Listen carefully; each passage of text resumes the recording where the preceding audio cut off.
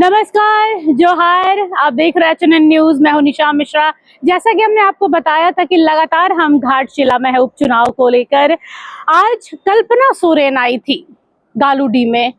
वहां के आंचली मैदान में एक अलग हुजूम देखने को मिला था।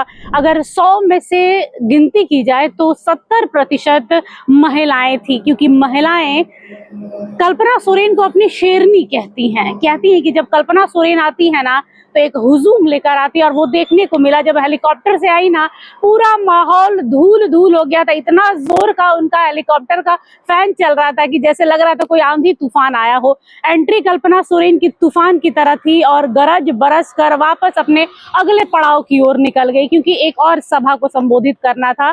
सोमेश सोरेन को जिताने में लगी हुई है। पूरा का पूरा जो जेएमएम का जो कुनबा है वो चाह रहा है कि रामदास सोरेन के निधन के बाद उनके बेटे को ही मौका मिले, और इसलिए उन्हें प्रत्याशी भी बनाया गया। और अब जीत के लिए कल जहां सीएम हेमंत सोरेन आए थे तो आज कल्पना सोरेन विधायक आई थी। और इसके बाद से अभी लगातार 8 तारीख तक कल्पना सोरेन, हेमंत सोरेन यही चलेगा।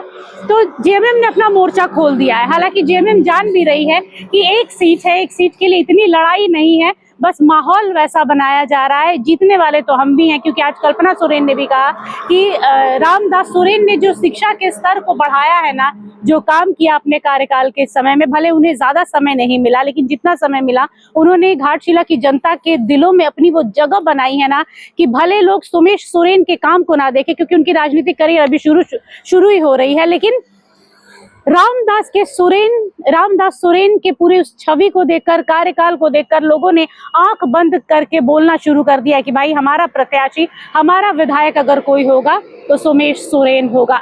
ये पहली मर्तबा नहीं है कि कल्पना सोरेन किसी हुजूम में आई हो, चाहे वो सीएम हेमंत सोरेन का जेल जाने का पूरा वो प्रकरण रहा हो, जिस तरीके से वो जेल गए थे और यहाँ अकेले 1 वुमेन शो इन्होंने दिखाया था कि भाई एक महिला क्या कर सकती है। अपने पति के सलाखों के पीछे रहते हुए भी उन्होंने जनता के बीच गई, लड़ी, चुनाव जीती, अपना सब कुछ हुआ। उसके बाद पति को जेल से बाहर निकाला और आज पति फिर से सीएम बने हुए हैं। तो एक महिला मोर्चा, महिला क्या कर सकती है, ये आज देखने को मिला था।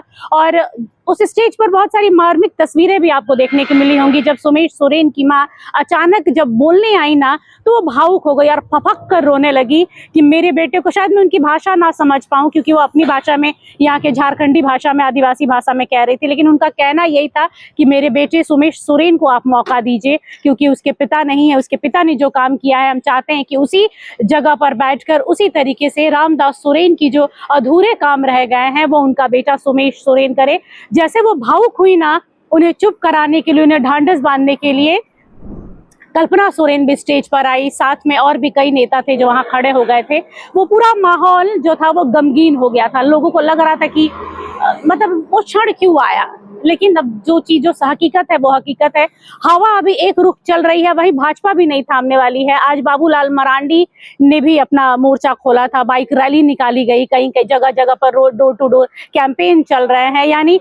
और कल सुनने में आ रहा है कि कल कुछ लोग बंगाल से आने वाले हैं जो भाजपा की ओर से आएंगे, जैसे मिथुन चक्रवर्ती जो हैं भाजपा की ओर से आएंगे, एनडीए की ओर से। इसके अलावा शुभेंदु अधिकारी आएंगे, यानी बड़े बड़े चेहरे। अब स्टार प्रचारक सिर्फ जेएमएम की ओर से नहीं आ रहे, बल्कि एनडीए भी अब अपना स्टार प्रचारक उतारने लगा है। शुरुआती दौर में हमने यही देखा था कि भाई एनडीए की ओर से कोई खास चेहरा नहीं आ रहा। अकेले चंपई सोरेन अपने बेटे को लेकर जगह जगह जा रहे थे, उसके लिए आवाज बुलंद कर रहे थे, राज्य सरकार की कमियां गिनवा रहे थे। लेकिन अब जैसे जैसे घाटशिला चुनाव नजदीक आ रहा है, वैसे वैसे अब एनडीए के भी स्टार प्रचारक सामने आ रहे हैं। और ये देखना बड़ा दिलचस्प होगा कि कल का दिन कैसा होता है, क्योंकि त्रिकोणीय मुकाबले का जो तीसरा पक्ष है ना, यानी जेएलकेएम, जयराम महतो भी अब घाटशिला की सरजमी पर है और डोर टू डोर कैंपेन अपने प्रत्याशी के साथ उन्होंने शुरू भी कर दिया है।